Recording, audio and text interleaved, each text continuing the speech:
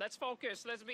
We're all re-energized now. Trust me, we're going to be turbocharged. François Philippe has always been pretty energized. Nothing but smiles from some of Canada's senior-most ministers just moments after a new cabinet is announced. Waiting. We're turbocharged. We're going to deliver for Canadians. Trust us. The Prime Minister has given 23 ministers new files or extra responsibilities, while 7 Liberal MPs are promoted into the cabinet.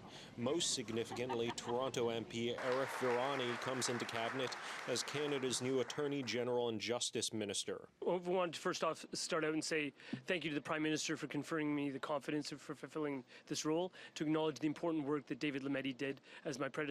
I was honored to work with him as his parliamentary secretary. Virani replaces David Lametti, who's been dropped entirely. Marco Mendicino is also out, as is Mona Fortier. But the PM refused to say why, only that it's time for fresh faces. This is a moment where putting forward the strongest possible team with fresh energy and a range of skills that are going to be able to continue the really important work of showing Canadians the positive and ambitious vision for the future that we're so committed to and that I know Canadians need and deserve. Meanwhile, a big promotion for Dominic LeBlanc. He's keeping the Intergovernmental Affairs file, but he's also been given public safety and democratic institutions. You know, I heard some pundits refer to him as the kitchen sink minister, and I think that's apt, right? He is a fixer, and he has a long and I think trusting and deep relationship with the Prime Minister.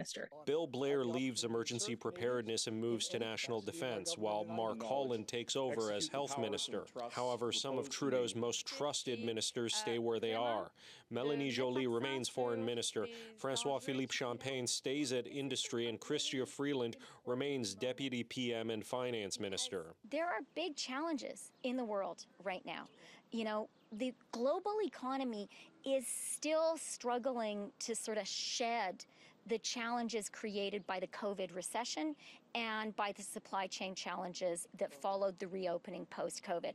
Canada actually is doing a really good job getting through those challenges. However, any ministers hoping for a long bedding-in period out of luck, as it seems the Prime Minister wants to get to work immediately.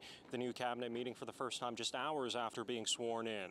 When you bring in new people, you bring in fresh perspectives and fresh voices.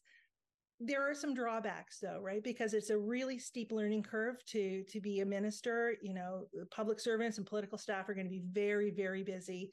Jenny Armstrong is a former speechwriter for Justin Trudeau. She says it's important to look at the people brought into cabinet. Of the 7 new ministers, 4 come from the Greater Toronto area. All strong communicators, all have deep roots to their communities. They're good community organizers, great at getting out the vote and comfortable knocking doors. And I really think that's what the government's going to need, because you know, they've got headwinds. There are polls out today that are not in the government's favor.